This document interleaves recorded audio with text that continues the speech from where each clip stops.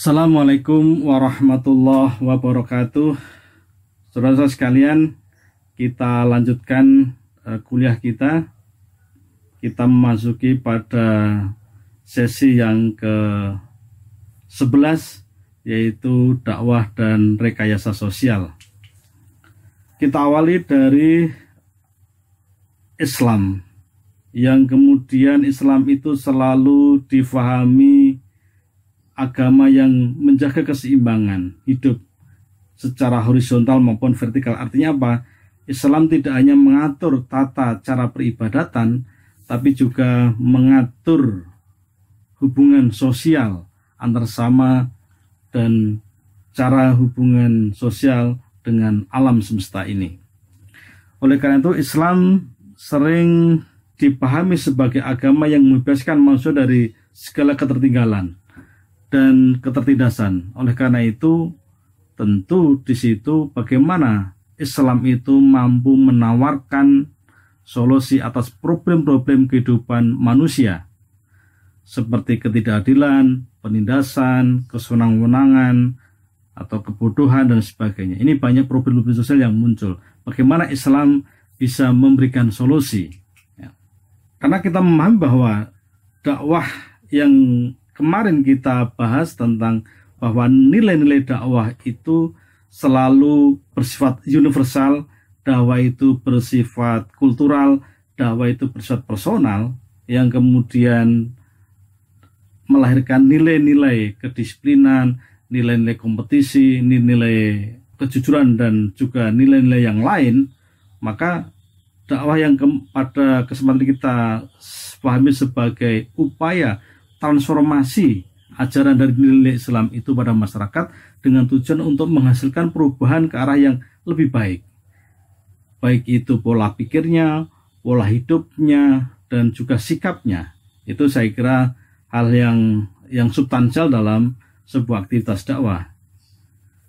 Kalau kita menengok di dalam Quran Surat Al-Imran 110, tujuan dakwah sebagaimana yang tertuang dalam surat Al-Imran itu ayat 110 itu, bahwa melalui terminologi amar ma'ruf, mengajak kebaikan, kemudian bahkan nanti juga nahi mungkar, itu adalah sesungguhnya amar ma'ruf difahami sebagai berlomba dalam kebaikan, kemudian nahi mungkar diartikan sebagai mencegah dari keburukan.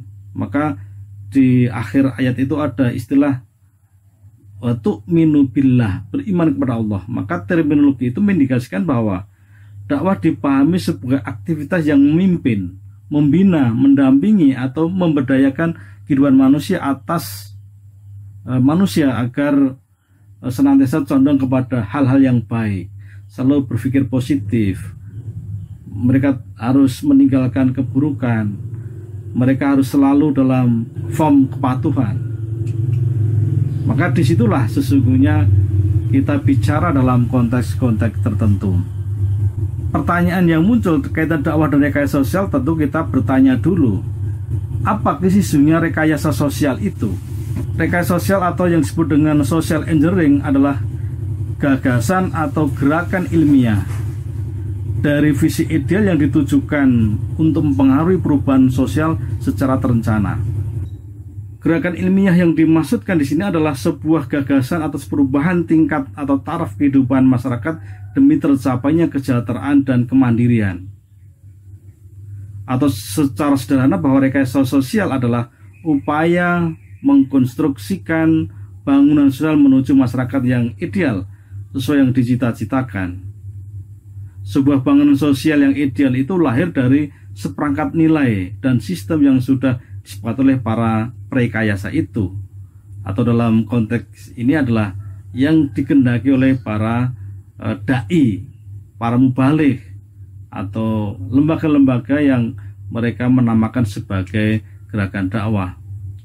Dakwah sebagaimana yang disebutkan di atas bahwa merupakan dakwah itu secara institusional merupakan upaya rekayasa sosial atau social engineering demi mewujudkan tatanan kehidupan yang lebih baik, atau tatanan yang dimaksudkan oleh Nabi kita Muhammad Rasulullah SAW, yang mereka juga dalam konteks ini adalah dalam konteks filsafat dakwah yang terkait dengan rekayasa sosial ini, berarti Nabi Muhammad itu juga mereka seorang social engineering yang mampu merekayasa masyarakat Arab pada waktu itu dari masyarakat yang tidak beradab kemudian menjadikan masyarakat yang beradab. Saya kira ini bagian dari masyarakat yang dulu sebagai masyarakat barbar, kemudian masyarakat yang beradab, masyarakat yang punya etika, membangun kehidupan sosialnya sesuai dengan apa yang dikehendaki oleh Tuhan. Upaya dakwah dalam rekayasa sosial adalah di sini difahami sebagai bagaimana proses perencanaan terhadap perubahan sosial itu berlandaskan nilai-nilai Islam atau nilai-nilai dakwah yang kita bicarakan. Ada beberapa pandangan, misalkan ada Muhtadi dan Syafi'i, mereka menegaskan bahwa rekayasa sosial itu perlu berkiblat pada pola perilaku Nabi setelah para sahabat-sahabatnya yang mereka bahwa dalam rekayasa masyarakat itu berorientasi pada pemecahan masalah-masalah yang berkembang di masyarakat. Maka disitulah Rasulullah merupakan pelaku rekayasa sosial atau agen social of change dan agen pembangunan, atau disebut dengan bahasanya Muhtadi itu menyebut sebagai agent of development, sebagai agen pengembangan. Maka dalam perspektif dakwah, rekayasa sosial itu merupakan difahami sebagai sebuah strategi yang efektif dalam mengajak manusia untuk memahami, menghayati, dan mengamalkan ajaran-ajaran Islam. Kalau Jalaluddin Rahmat bahwa yang kemudian rekayasa sosial dalam konteks dakwah itu didasarkan pada surat Al-Hadid ayat 25. Di situ disebutkan bahwa laqad arsalna rasulana bil bayyinati wa anzalna ma'humul kitaba wal mizan liyaquman nasu bil qisti wa anzalnal hadita fi ba'sa syadidum wa manafi'un linnasi wa liya'lamallahu man yansuruhu wa rasuluhu bil ghaibi innallaha qawiyyun aziz. Jadi sesungguhnya kami mengutus rasul-rasul kami dengan bukti-bukti yang nyata, dan telah kami turunkan bersama mereka Alkitab, keadilan, supaya manusia dapat melaksanakan keadilan itu, neraca keadilan, supaya manusia itu dapat melaksanakan keadilan. Dan kami ciptakan besi padanya terhadap kekuatan yang hebat dan berbagai manfaat bagi manusia, supaya mereka menggunakan besi itu, dan supaya Allah mengetahui siapa yang menolak dan siapa yang menerima. Sungguhnya Allah itu maha perkasa. Dari ayat itu, Rasul itu merekayasa umat itu dengan 3 hal yang disebut dengan Alkitab, yang disebutkan Al-Mizan, dan yang disebut sebagai Al-Hadid. Bahwa ketika Rasulullah merekayasa dengan Alkitab, berarti mengembalikan umat manusia itu pada fitrahnya, yaitu fitrah kemanusiaan dan nilai-nilai ilahiyah. Ini dikembalikan sesuai dengan fitrahnya. Kalau di dalam Quran surat Ar-Rum ayat 30, itu jelas sekali bahwa sesungguhnya fitrah manusia itu adalah mereka beriman, manusia mereka adalah selalu menghadap ke Allah, bahwa keyakinan mereka tidak ada perubahan. Tapi kemudian ketika sudah masuk dalam alam dunia ini, kemudian mengalami perubahan-perubahan itu. Maka salah satu strategi dalam rekayasa itu, maka teori atau faham Alkitab ini adalah mengembalikan umat manusia kepada fitrahnya, yaitu manusia yang memiliki nilai-nilai ketuhanan. Kemudian yang kedua adalah dengan cara Al-Mizan, yaitu mengembangkan argumentasi rasional dan akal sehat agar tercipta kejernihan pola pikir. Jadi manusia disadarkan melalui Al-Mizan. Tadi di dalam Al-Quran diartikan sebagai neraca ukuran, bahwa manusia dikembangkan argumentasinya secara rasional, akal yang sehat, agar diciptakan kejernihan pola pikir. Istilah Al-Ghazali itulah qalbun salimun, aklun sholihun, amalun sholihun. Yang ketiga adalah Al-Hadid. Al-Hadid yaitu berusaha memiliki kekuasaan yang sepenuhnya digunakan untuk menegakkan keadilan seperti yang telah diberikan oleh Allah kepada Rasul. Maka di situ strategi Al-Hadid.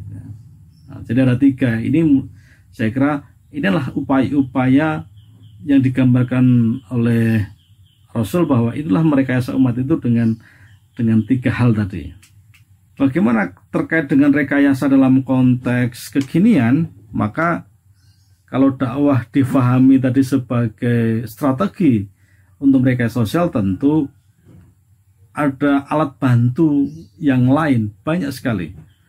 Jadi kalau kita misalkan problemnya kita kemiskinan, maka bagaimana kita harus mampu merekayasa agar mereka keluar dari kemiskinan. Ini penting, misalkan melalui pemberdayaan, ini yang sudah lazim selalu disampaikan oleh teori-teori sosial, bahwa salah satu untuk mengatasi kemiskinan, seorang dai harus mampu menjelaskan, harus mampu membimbing, mampu memberdayakan umat itu agar keluar dari kemiskinan itu. Karena banyak informasi dalam ajaran kita bahwa karena kemiskinan itu akan mendekatkan kepada kekafiran, maka bagaimana solusi kemiskinan? Ada juga teori yang saya tawarkan, misalkan teori pemberkuasaan, bagaimana kemudian orang-orang miskin itu diberi kuasi sehingga mereka mampu melihat, mampu mengakses informasi, ada kepercayaan diri. Jadi orang miskin dijadikan RT, jadikan takmir, jadikan pemimpin di tingkat komunitas itu, sehingga mereka dengan sendirinya belajar tanggung jawab dan sebagainya, sehingga mereka mampu untuk menyelesaikan persoalan-persoalan. Ada teori pemberdayaan, ada teori pemberkuasaan. Ini kalau kita melihat dalam konteks kemiskinan. Karena umat Islam saya kira juga banyak mereka pada posisi yang miskin, maka seorang dai harus mampu merekayasa bagaimana mereka keluar dari kemiskinan itu. Ini bagian dari dakwah dalam konteks yang kekinian. Yang kedua adalah banyak juga rekayasa sosial itu dalam konteks community. Pengembangan tidak hanya pada personal tapi community. Community tadi kalau kemarin kita bicara nilai dakwah, berarti di situ kita juga menggunakan nilai-nilai pada konteks kultural seperti apa. Ada problem moral misalkan. Tentu ketika problem moral itu bagaimana merekayasa dalam sebuah komunitas, dalam sebuah masyarakat tentu itu, moral itu, etika itu, akhlak itu menjadi sebuah panduan, menjadi sebuah ukuran. Maka ini menjadi juga penting. Maka di situ seorang dai harus mampu merekayasa bagaimana orang terhadap komunitas itu taat terhadap aturan-aturan, terhadap etika, memahami ayat, memahami hadis, sehingga setiap aktivitas keagamaan itu mereka ada dasar-dasar yang teologisnya. Dalam konteks universal, ini persoalan-persoalan global. Misalkan kita saat ini dihadapi pada pandemi virus corona 19, maka tentu seorang dai bukan justru mereka itu menggunakan hal-hal yang bersifat irasional, tapi justru bagaimana merekayasa dengan sifat-sifatnya yang rasional untuk menjelaskan bagaimana pola hidup sehat, bagaimana mereka harus social distancing, bagaimana mereka harus physical distancing. Tentu ini adalah kewajiban, tidak hanya kewajiban negara tapi juga kewajiban para perekayasa atau dalam dai. Itulah yang kemudian saya kira ini sangat dibutuhkan dalam konteks dakwah dipahami sebagai sebuah rekayasa sosial, karena masyarakat itu adalah selalu dinamis, masyarakat itu selalu berkembang, masyarakat itu selalu berubah. Maka tugas seorang dai dalam konteks ini adalah seorang dai yang dikatakan sebagai rekayasa sosial itu harus tentu mengarahkan perubahan-perubahan itu, perubahan yang lebih baik sesuai dengan tujuan dan cita-cita dalam konteks dakwah ini.